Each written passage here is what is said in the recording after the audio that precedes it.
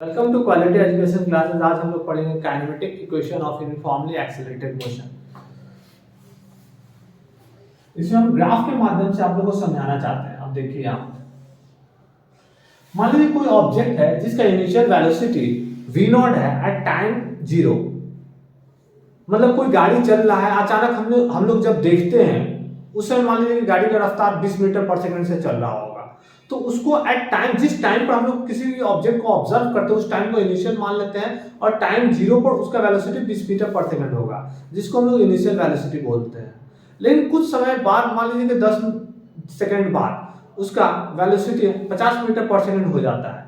तो उस केस में हम लोग ग्राफ के माध्यम से उसका इक्वेशन कैसे फ्रेम कर सकते हैं, देखिए।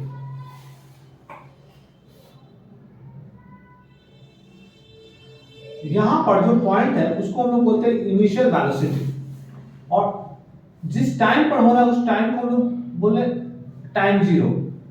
मान लीजिए t टाइम के बाद यहां पर जब टाइम t हो रहा है, ये टाइम कोऑर्डिनेट है और ये मेरा वेलोसिटी कोऑर्डिनेट है।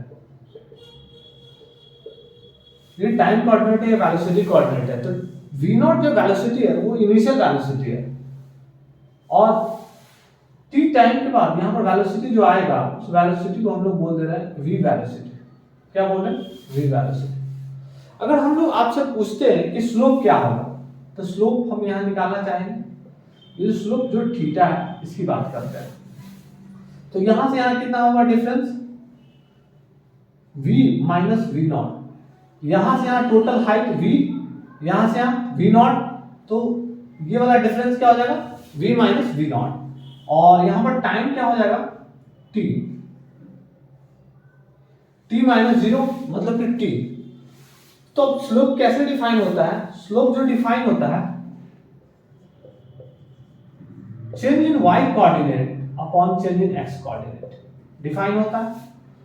तो यहां पर y कोऑर्डिनेट क्या हो रहा है बदलाव? v minus v not, time हो गया t।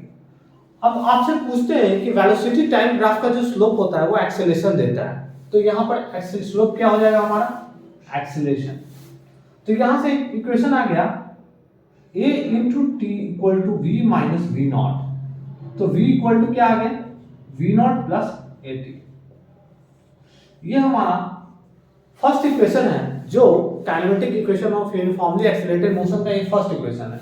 यहां पर v क्या हो गया? यहां पर आप नोट कर लीजिए, v हमारा फाइनल वेलोसिटी है,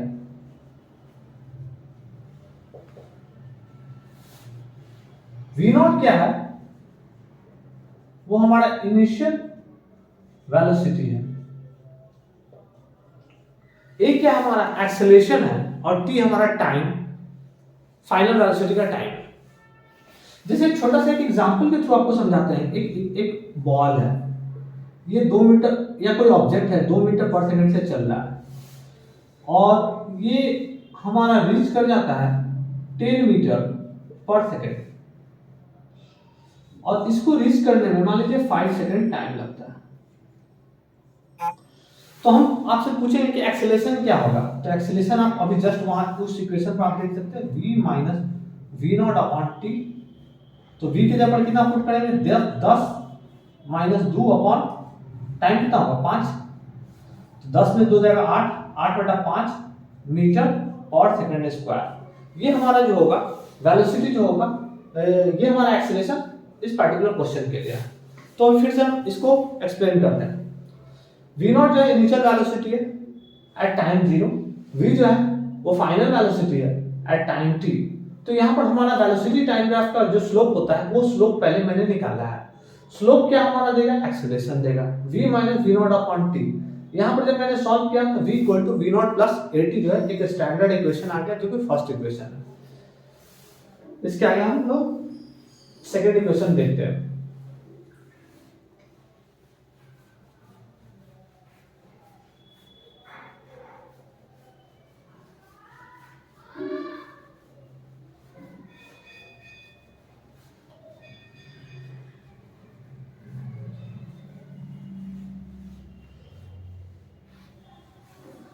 सेकेंड इक्वेशन में हम लोग क्या करते हैं कि इसका वेलोसिटी टाइम ग्राफ का अगर मैं एरिया बात करूं तो क्या देगा? तो वेलोसिटी टाइम ग्राफ का एरिया हमारा डिस्प्लेसमेंट देगा, क्योंकि आपको याद होगा हम ये पढ़ा चुके हैं v equal to dx upon dt। Rate of change of displacement is called velocity. तो यहां से अगर आप बात करते हैं dx इक्वल टू क्या हो जाएगा v dt। अगर इसको इंटीग्रेट कर देते हैं तो x आ जाएगा, ये हमारा क्या देगा v dt। v dt is nothing but area under velocity time graph. तो वेलोसिटी टाइम ग्राफ का एरिया का जो होगा वो क्या देगा हमारा डिस्प्लेसमेंट देगा। एक स्टैंडर्ड इक्वेशन है। तो कैसे हम लोग निकालेंगे इसका एरिया? तो हम इस पॉइंट को हम O नाम दे देते हैं, इस पॉइंट को A, इस पॉइंट को B, इस पॉइंट को C, इस पॉइंट को D। तो area under curve, area under graph क्या होगा?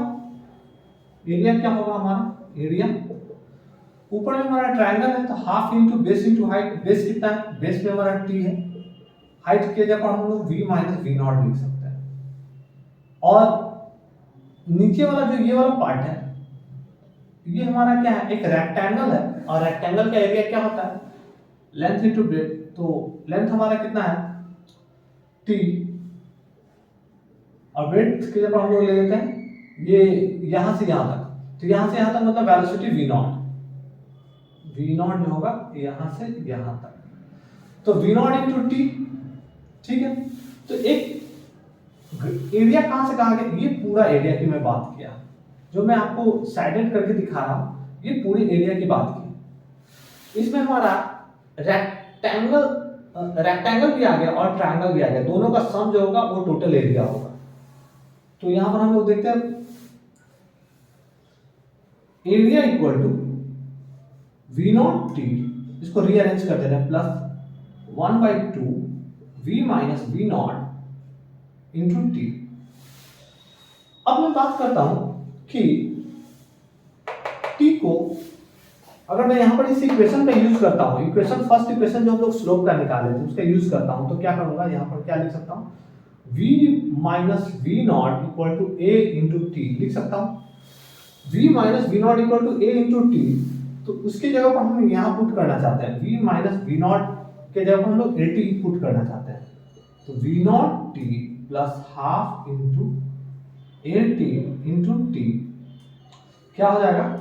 v not t plus half at square. ये जो एरिया था वो हमारा क्या था? डिस्प्लेसमेंट था, जो कि हमारा फाइनल इक्वेशन 2 आ गया। इक्वेशन 2 आ गया। यहां तक आप लोगों को कोई दिक्कत नहीं। अब मैं थर्ड इक्वेशन को डिराइव करने जा रहा हूं, आप लोग देखिए।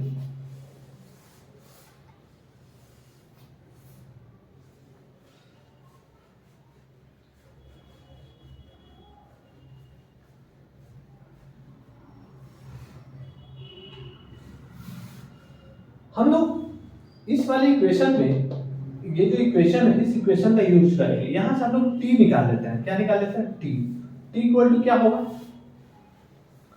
v minus v not upon a होगा। इस t का यूज हम लोग एरिया वाले जो इक्वेशन है उसमें यूज करते हैं। तो क्या लिख सकते हैं? एरिया को हम लोग क्या बोल रहे हैं? Displacement equal to half into t के जब हम लोग पुट कर देते हैं v minus v not upon a into v minus v not put कर सकते हैं, plus v not into t के जब हम लोग क्या लिख सकते हैं? v minus v not upon a। अब यहां पर हम लोग देखते क्या है कि एक इक्वेशन आता है, उस इक्वेशन को जब आप सॉल्व करिएगा तो फाइनल जो आपको आएगा v square equal to v not square plus 2ax।